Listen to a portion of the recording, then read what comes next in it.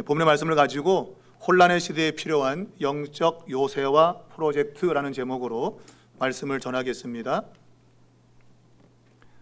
이스라엘의 가장 번영한 왕은 솔로몬 왕입니다. 이 솔로몬 왕은 주전 931년에 죽게 되는데 그의 뒤를 이어서 아들 르호보암이 왕위에 오르게 됩니다. 솔로몬의 죽음으로 인해서 이스라엘은 마치 깨어진 왕관 조각처럼 나라가 둘로 갈라지게 됩니다. 북쪽의 10개 지파와 남쪽의 2개 지파로 나뉘어지게 됩니다. 그 이유는 역대기서에서는 솔로몬 왕의 어떤 과오는 말하지 않고 그의 아들 르호보암이 백성들에게 아주 무거운 노동력과 그리고 세금을 아주 무겁게 부과하는 정책을 더 세게 하는 바람에 나라가 나누어진 것으로 설명을 하고 있습니다.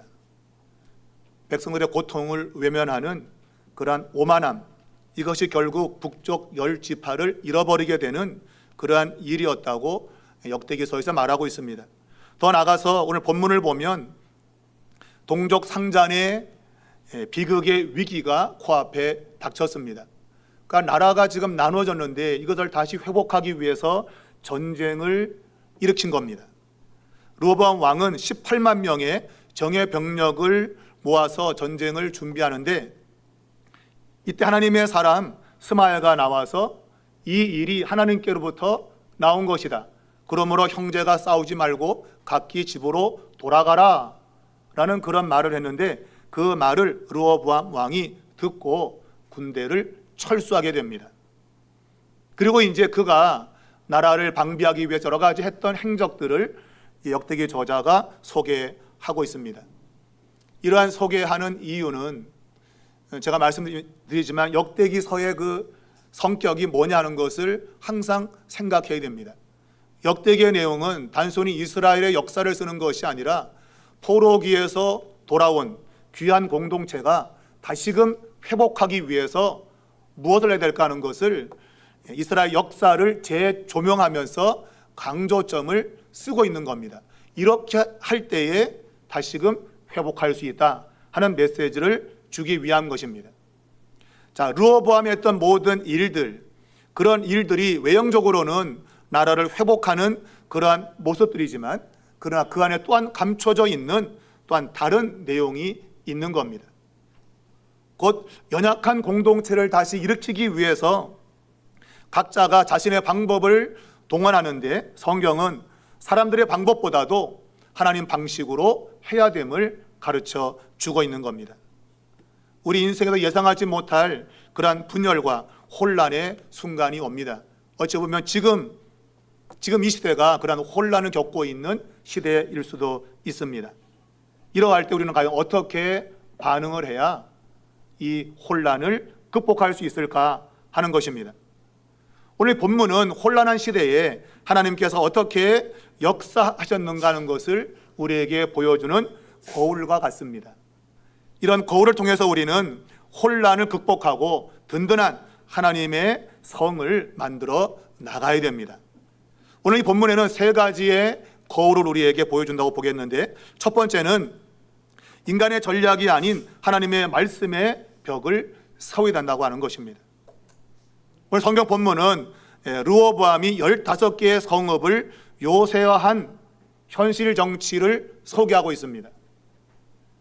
말했지만 10개의 지파가 떨어져 나갔습니다. 그러므로 세력이 많이 약해진 것이죠. 그래서 이 세력을 다시 하나로 모아서 힘 있는 그러한 나라를 만들려고 시도했는데 그런데 하나님이 그것을 못하게 했습니다. 그러므로 이제 그에게 남은 것은 현실적으로 나라를 지키기 위한 그러한 노력이 필요합니다.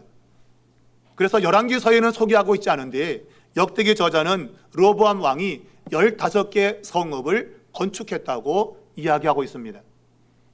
실제 이것은 나라를 지키기 위한 그의 정치적인 노력이었던 겁니다. 매우 중요한 노력이었던 것이죠. 자, 오늘 성경은 이 르호보암의 이 성읍 건축을 동서남북을 지켜내는 그러한 장소로 우리에게 이야기를 하고 있습니다. 여러분, 가장 중요한 성읍은 예루살렘입니다. 이 예루살렘을 지키기 위해서 지금 방어선을 구축하고 있는데, 특별히 남과 북을 가로지르는 큰 도로가 있습니다. 이제 동쪽에 위치해 있는 도로인데, 그 동쪽 지역을 방어하기 위해서 오늘 성경은 헤브론과 벳술과 베들레헴을 건축했다고 말하고 있습니다. 가장 중요한 거점을 지키는 것입니다. 그리고 서쪽 지역으로는 소고와 아세가, 이 지역은 서쪽에 있는 엘라 계곡으로 적국이 침투하는 것을 차단하는 그러한 지역입니다. 또 북쪽으로는 소라와 아얄론 골짜기, 이쪽 지역을 방비해서 북쪽을 막는 것입니다. 또 남쪽 지역으로는 오늘 본문에 라기스라고 하는 지역을 이야기하는데, 남서쪽의 중요한 요충지입니다. 남쪽을 방어하기 위해서 이 성읍을 건축을 했다, 그렇게 말하고 있습니다. 외견상 보면 이러한 노력은 지극히 당연하고 해야 될 노력입니다. 그런 역대기 저자가 이 15개의 성읍, 열왕기서에서는 쓰고 있지 않은 15개의 성읍을 건축한 사실을 쓰고 있는 이유, 그 이유가 있다는 것입니다. 나라를 지키려면 성읍을 제대로 방비해야 됩니다. 그래야 안전할 수 있습니다. 그런데 역대기 저자가 지금 소개하는 15개 성읍의 위치는 솔로몬이 영광을 누렸던 그때의 경계와 비교해 보면 3분의 1 수준으로 아주 약화된 지역입니다. 솔로몬 시대에는 굉장히 나라가 번영을 해서 창세기 15장에 하나님이 아브라함에게 약속한 경계까지 확장이 되었어요.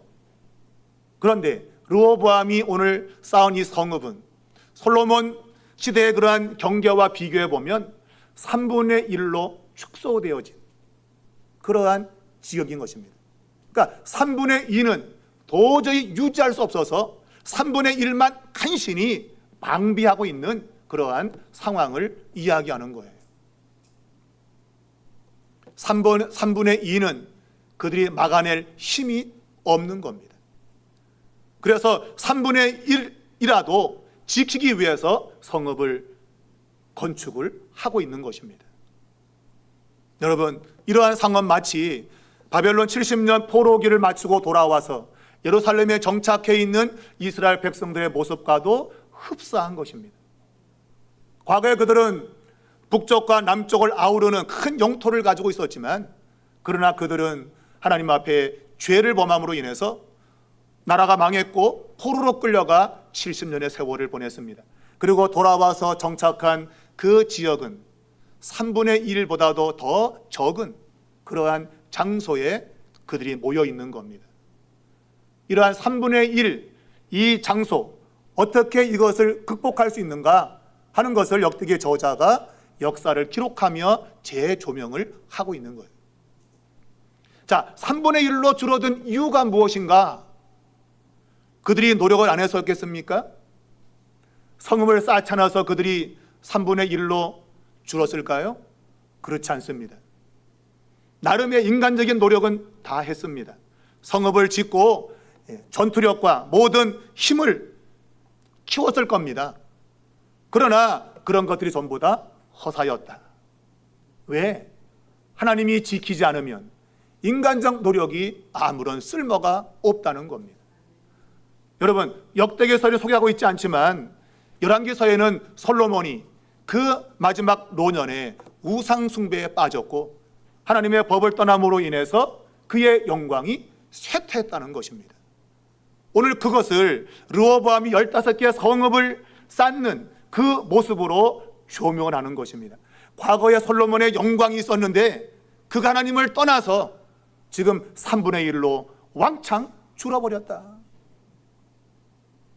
인간적 노력이 필요하지만 무엇보다 중요한 것은 하나님을 의지하는 것이다.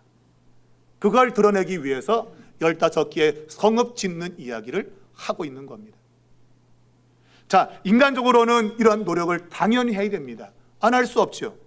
그러나 정말 중요한 것은 성을 짓는 것보다도 하나님을 신뢰하는 것이다. 바로 그것이 맨 첫 부분에서 8만 명의 군사력을 일으켜 전쟁하려고 했던 르호보암의 이야기와 연결이 되는 겁니다. 18만 명의 병력을 일으켜서 전쟁을 해서 북쪽의 10지파를 다시금 모으려고 했습니다.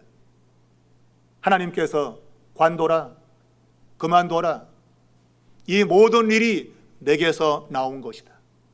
하나님이 역사를 주관하고 있다고 하는 것입니다. 우리의 마음에는 10개를 합쳐가지고 힘을 강하고 싶지만 하나님은 내 주권 속에 있다고 말씀했습니다. 당연히 10개의 지파를 다시 통합하는 것이 매우 중요했습니다. 그래야 안전이 보장된다고 볼 수 있기 때문입니다. 그런데 하나님은 그만두라고 했습니다. 이 모든 일이 내게서 나왔다고 하는 이 이야기를 하나님의 사람 스마야 입에서 선언하게 했습니다. 그 말씀을 르호보암이 들었다는 것입니다. 우리가 그런 말 하잖아요, 그죠? 남자 사나이는 칼을 빼면 썩은 무라도 잘라야 된다. 18만 명의 여러분 병력을 일으켰으면 뭐라도 한번 치든가 해야지. 그만둘 수 있는가? 왕의 체면이 있지 말이야. 쪽팔려. 이런 용어 쓰면 안 되는데. 체면이 있지 말이야. 왕이 18만 명의 병력을 일으켰으면 뭐라도 한번 쳐야 되는데 그만둔다? 있을 수 없는 거예요. 체면이 있죠, 여러분. 뭐라도 한번 해야죠. 그런데 르호보암은 하나님의 사람 스마야의 말을 들었다. 순종했다고 성경은 말하고 있습니다. 내가 아무리 하고 싶어도 하나님이 하지 말라 그러면 하지 않는 겁니다. 그걸 지금 그가 15개의 성읍을 쓰는 인간적 노력과 대조를 시키고 있는 겁니다. 과연 인간적 노력으로 성읍을 쌓아서 나라를 지킬 수 있느냐, 아니면 말씀을 들어서 지킬 수 있느냐 하는 겁니다. 당연히 성경은 하나님 말씀을 지킴으로 나라를 지킬 수 있다는 것입니다. 왜냐하면 그의 순종이 결과적으로 3년 동안의 평안을 가져왔다고 성경은 말하고 있는 겁니다. 우리가 볼 때는 야, 이거 힘이 약한데 북쪽에서 아수르, 남쪽에서 애굽이 공격하면 우리 큰일 나는 거 아니야? 그런 생각이 당연히 들 겁니다만은 하나님의 말씀에 순종하면 하나님이 책임을 지는 겁니다. 내가 아무리 볼 때 위험해도 하나님이 하지 마 그러면 안 하면 됩니다. 하나님이 지키시겠다는 거죠, 여러분. 그것이 바로 이 첫 번째 아주 중요한 강조점입니다. 우리가 성읍을 쌓는 것도 해야 됩니다만은 하나님의 말씀 앞에 서는 것, 이것이 훨씬 더 중요하다고 하는 겁니다. 말씀으로 내 인생의 벽을 쌓아야 내 인생을 지킬 수 있다는 것입니다. 여러분, 전쟁하면 안 됩니다. 왜? 이 모든 것이 하나님의 계획 속에 있기 때문입니다. 우리는 말합니다. 길이 아니면 가지를 마라. 길이 아니면 가지를 말아야 되는 거예요, 여러분. 전쟁하러 가는 그 길은 하나님이 막으셨단 말입니다. 가지 말아야 됩니다. 가게 되면 큰일 납니다. 근데 르호보암은 그 말에 순종했고 결국은 나라가 3년 동안 평안했다고 성경은 말하고 있습니다. 여러분, 인생 가운데도 당황스러운 일이 생길 수 있습니다. 뭔가 분열되고 뭔가 잘라져 나가고 깨지는 것 같은 그러한 일이 있을 수 있습니다만은 그걸 내가 해결하기 위해서 인간적 노력을 동원하는 것, 물질을 가져오고 사람의 힘을 가져오고 여러 가지 방법을 동원하는 거 물론 할 수 있습니다. 그러나 더욱 중요한 것은 하나님의 말씀 앞에 서는 겁니다. 내가 하나님 말씀에 어긋나는 것이 있다고 한다면 그것을 고치는 겁니다. 말씀에 순종할 때 하나님 우리의 삶의 자리를 지켜준다는 사실을 오늘 이 르호보암이 15개의 성읍을 쌓는 것과 그가 말씀을 들은 것을 아주 중요하게 대조를 시키고 있는 겁니다. 사랑하는 여러분, 혼란 가운데 가장 먼저 할 것은 하나님의 말씀으로 겸손하게 순종의 벽을 쌓는 것임을 여러분 잊지 않기를 바랍니다. 두 번째는 신실함의 보루를 지키는 것입니다. 자, 북이스라엘 10개 지파를 다스리는 왕은 여로보암입니다. 여로보암은 그의 정치적 안정을 위해서 우상을 세웠습니다. 왜냐하면 사람들이 자꾸 예루살렘에 있는 성전으로 가기 때문입니다. 그래서 그들을 막기 위해서 정치적으로 북쪽에다가 우상의 제단을 만든 겁니다. 아주 정치적인 행위인 것입니다. 자, 그런 일이 벌어졌을 때에 북쪽에 있었던 제사장들과 레위 사람들이 자신들의 고향을 떠나서 남쪽 유다로 내려왔다고 성경은 말하고 있습니다. 그들이 자신들이 살던 자리를 떠난 것입니다. 자신들이 살던 자리는 아주 안전한 자리입니다. 그냥 왕이 시킨 대로 하면 그저 사는 거 별 문제 없습니다. 그냥 하라면 하고 안 하면 안 하고 그러면 됩니다. 그러면 삶이 어렵지 않습니다. 그런데 그들은 그 삶의 자리를 떠나서 위험한 남쪽으로 내려왔던 겁니다. 여러분, 그들이 왜 내려왔을까요? 왜 희생을 무릅쓰는 그러한 가명을 했는가? 바로 그것은 하나님 앞에 신실함을 지키기 위함인 것입니다. 곧 진리를 따라서 사는 삶이 편안히 사는 것보다 중요하다고 여긴 겁니다. 북쪽은 우상 숭배를 하게 되었습니다. 더 나가서 오늘 열왕기에서는 언급하고 있지 않은 순염소의 우상까지 여로보암이 만들었다고 추가하고 있습니다. 그만큼 이 북쪽 지역은 진리에서 벗어난 자리였던 거예요. 자, 그들은 편안한 배교, 하나님을 떠난 삶, 그런 것보다도 내가 위험하고 희생이 동반되지만 하나님의 진리로 나가겠다는 겁니다. 하나님께 나가겠다고 그들은 길을 떠났던 겁니다. 하나님이 아브라함을 부를 때 그의 고향은 갈대아 우르였습니다. 전해오는 얘기로는 아버지 데라는 우상 장소로 매우 많은 돈을 벌었습니다. 그 지역은 비옥한 지역이었고 아주 부자였습니다. 근데 하나님께서 갈대아 우르를 떠나라고 했습니다. 하나님 여기서 섬기면 안 돼요? 안 돼. 떠나. 성경은 아브라함이 갈대아 우르를 떠났다고 말합니다. 그저 편안한 자리에서 그냥 안주하며 사는 것보다도 하나님의 말씀에 가까이 나가는 그런 삶을 선택했다고 하는 겁니다. 비록 그것이 내게 손해가 되고 내게 위험 부담이 있고 희생이 있다 할지라도 진리를 찾아서 간다는 것입니다. 더 놀라운 것은 오늘 그들의 발걸음을 따라서 오늘 성경은 여호와를 찾는 자들이 동행했다고 말하고 있습니다. 여러분, 생각해 보면 자신들이 제사장이니까 레위인들이니까 당연히 그럴 수 있다. 쉽게 말하면 또 목사니까 교회 직분이니까 그럴 수 있다. 그런데 아무것도 없는 평신도 이제 곧 예수 믿은 사람이 진리를 찾기 위해서 떠난 거와 똑같은 거예요. 여호와를 찾는 자, 하나님을 찾는 자들이 오늘 제사장과 레위인들을 따라서 남쪽 유다로 왔다고 말하고 있어요. 여러분은 어떤 분들입니까?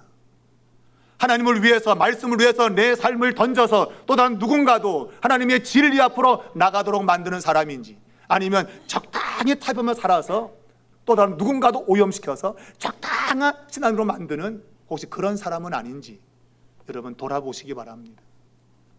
여러분, 이왕 믿을 거 제대로 믿어야 됩니다. 진리를 따르기 위해서는 여러분 희생이 동반되는 것입니다. 그러나 그걸 두려워하지 아니하고 하나님의 진리를 붙드는 것을 최고의 성공으로 믿고 오늘 제사장들과 레위인은 길을 떠났고 여호와를 찾는 사람들도 그들과 동행했던 것입니다. 여러분이 그러한 삶이 될 수 있기를 바랍니다. 오늘날 세속의 성공을 꿈꾸고 물질의 부유함을 추구하며 쾌락을 쫓는 사람들, 하나님 없이도 잘 살 수 있다고 하는 교만을 가진 사람들이 우리 주변에 많이 있습니다. 우리는 그런 것에 휩쓸릴 수 없습니다. 진리가 변절되는 곳에 우리는 타협할 수 없습니다. 오직 진리는 진리가 되어야 됩니다. 여러분, 지금은 굉장히 어려운 시대를 맞고 있습니다. 특별히 우리 기독교는 많은 하나님 말씀과 배치되어지는 그러한 상황에 직면해 있습니다. 지금 동성이 함께 결혼하는 이런 것이 합법화되고 있습니다. 종교다원주는 말할 것도 없고요. 제가 자꾸 강조하지만 천주교와 지금 우리 기독교가 손을 잡으려고 하고 있습니다. 더 나아가서 이슬람과 손을 잡으려고 하고 있습니다. 여러분, 진리는 비진리와 함께 할 수 없는 겁니다. 야, 우리 다 같이 손잡고 살자, 그게 좋은 거 아니가? 여러분, 좋은 거 아닙니다. 여러분, 오늘 성경이 만일 그게 좋다고 한다면 제사장과 레위인들이 북쪽을 떠날 이유가 없지요. 그냥 편안히 살면 됩니다. 그러나 그들은 위험을 무릅쓰고 북쪽을 떠났던 겁니다. 왜? 진리가 아니기 때문에 그렇습니다. 여러분, 진리가 중요한 것입니다. 하나님의 바른 말씀을 붙드는 것이 내 생명보다 귀중한 것입니다. 여러분, 성경은 나를 위해서 죽고자 하는 자는 산다고 했습니다. 내가 살려고 적당하게 살면 죽는 법입니다. 말씀드렸지만 여러분, 이 르호보암 시대에 3년의 평안의 시간이 있었습니다. 바로 그 시간은 바로 제사장들과 레위인이 내려왔기 때문입니다. 그들로 인해서 3년의 평안의 시기가 있었습니다. 인간적 노력이 아니라, 애씀이 아니라 진리를 중심에서 사는 희생적 결단이 있었기 때문에 그러한 평안이 주어졌던 겁니다. 이것이 성경이 우리에게 이야기하는 것입니다. 사랑하는 여러분, 하나님을 절대적으로 신뢰하십시오. 하나님의 말씀을 절대적으로 믿으시기 바랍니다. 그것만이 사는 길입니다. 성경 끊임없이 그것을 우리에게 이야기를 하고 있는 것입니다. 열왕기서에서는 르호보암이 잘 되는 이야기를 쓰지 않습니다. 그냥 걔는 나쁜 애다, 그래서 하나님이 그에게 심판했다고 하는 것이 열왕기서의 기록입니다. 그래서 그가 즉위한 지 5년째 애굽 왕 시삭이 침공을 했다고 말하고 있어요. 그가 하나님을 떠났더니 바로 애굽 왕 시삭이 침공해 왔다라고 말하고 있어요. 그런데 역대기서에서는 르호보암의 좋은 이야기, 3년 동안의 평안의 이야기를 쓰고 있습니다. 왜 썼을까요? 바로 그것은 하나님 앞에 순종하면 복을 받고 하나님을 떠나면 안 된다는 것을 강조하기 위함인 겁니다. 그래서 말씀 중심으로 살았더니 하나님이 3년 동안 그에게 복을 주었다는 이야기를 쓰고 있는 거예요. 그러나 그가 4년째 신앙이 타락했고, 그랬더니 5년째 애굽 왕 시삭이 공격해 온 것이죠. 하나님을 떠났더니 애굽이 공격해 왔고, 바로 모든 걸 뺏어간 이야기를 성경이 쓰고 있는 겁니다. 여러분, 우리의 방식으로 살면 안 됩니다. 성경이 말하는 방식을 따라야 살 때 가장 안전한 삶이 됨을 여러분 기억하시기를 바랍니다. 마지막 세 번째는 하나님에 대한 신뢰를 통해서 가정의 기초를 든든히 해야 된다는 겁니다. 자, 르호보암의 3년의 기간은 하나님이 축복한 평화의 시기였습니다. 여러분, 이 시기 동안에 그의 모습을 성경은 자식을 많이 낳은 이야기로 쓰고 있습니다. 그가 18명의 아내와 60명의 첩을 두었다고 말하고 있고, 거기다 낳은 자식이 28남 60녀 88명의 자식을 낳은 겁니다. 어마어마하게 자식을 많이 낳았어요. 성경은 자식을 많이 낳은 것을 하나님의 축복으로 이야기하고 있습니다. 자, 오늘 성경은 르호보암이 그렇게 하나님의 축복을 받아가지고 그가 정치를 했는데, 특별히 이 아들들을, 28명의 아들들을 전략적인 요새 성읍에 배치했다고 말하고 있습니다. 그러니까 중요 거점에 자신들의 아들을 갖다 놓은 거예요. 왜 그랬을까? 바로 그것은 나라를 든든히 세우기 위함입니다. 그러니까 자신의 권력을 확대시키고 그리고 반역을 막기 위한 거예요. 왜냐하면 그 이전에 다윗에게 반역했던 아들 압살롬이 있었고, 솔로몬이 왕위에 오를 때 반역했던 아도니아 사건이 있었기 때문입니다. 그래서 그것을 미연에 방지하려고 자기 아들들을 중요한 거점에 배치를 시킨 겁니다. 성경은 그와 같은 행위를 지혜롭다고 이야기하고 있습니다. 예, 과거의 것들을 교훈 삼아 오늘을 살아가는 거 지혜로운 겁니다. 과거의 실패를 다시 하지 않기 위해서 하는 행동은 지혜로운 겁니다. 그러나 성경이 르호보암의 지혜를 찬양하고자 이런 말을 쓰고 있는 것이 아님을 알아야 됩니다. 그는 자신이 할 수 있는 방법을 통해서 자신의 왕권을 강화시키려고 했습니다. 그런데 오늘 성경이 마지막 23절에서 그에게 어두운 그림자를 드리워 주고 있습니다.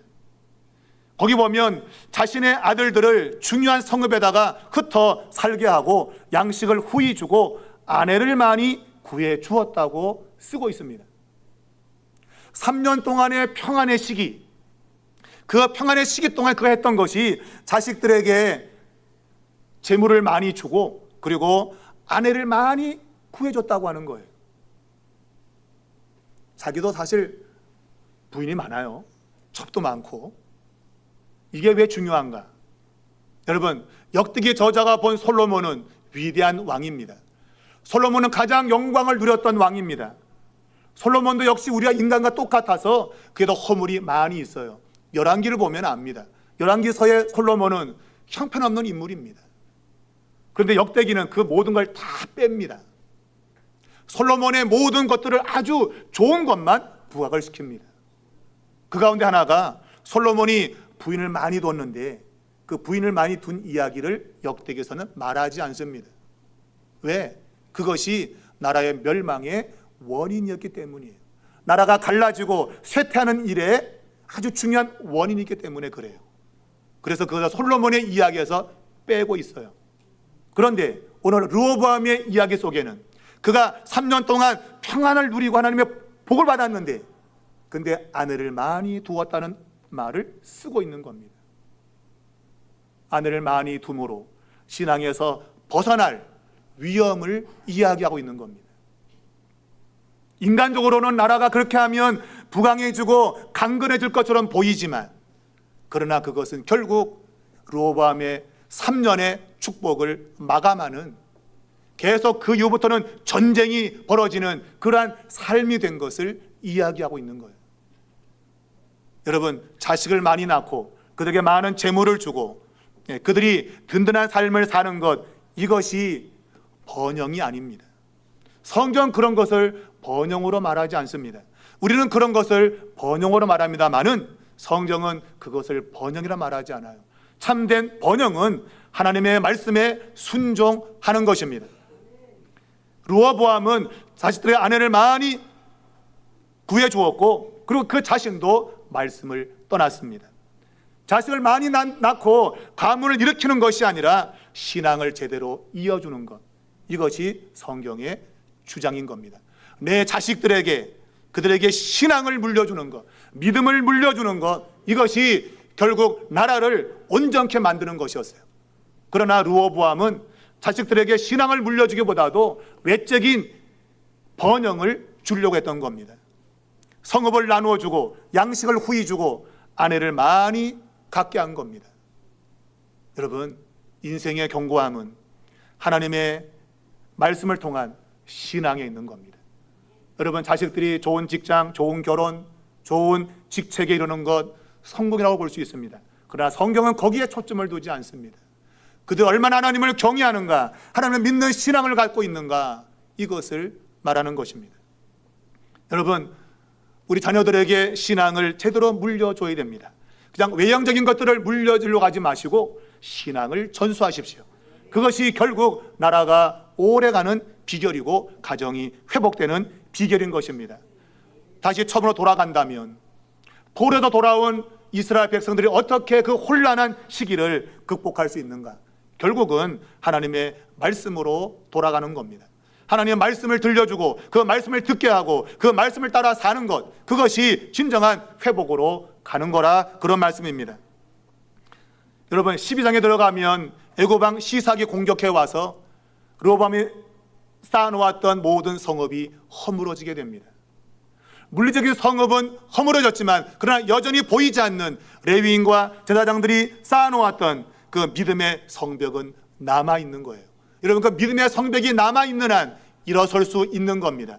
그러나 물리적인 성벽만 추구한다면 일어설 수 없습니다. 믿음을 가지고 말씀을 붙들고 살면 하나님의 회복의 역사가 일어난다는 것입니다. 여러분, 3년 동안의 축복도 축복이지만 그러나 지속되지 못하는 축복은 결국 축복이 아닙니다. 여러분의 축복이 3년으로 끝나고 싶습니까? 아니면 지속적으로 하나님의 축복을 받고 싶습니까? 여러분, 지속적인 축복을 받기를 원한다면 오늘 성경이 가르치는 대로 사셔야 됩니다. 말씀드려 성경적 전통성을 여러분 고수하고 진리를 지켜내야 됩니다. 그리고 그리스도 안에서 화해하시고 연합의 성벽을 쌓아야 됩니다. 그리고 약자에 대한 실천적인 사랑을 통해서 사랑의 성벽을 쌓는다면 하나님께서 반드시 회복시켜 주시고 지속적인 축복을 허락해 주실 것입니다. 우리 삼일교회가 이러한 복을 누리는 축복의 교회가 될 수 있기를 주의 이름으로 축원합니다.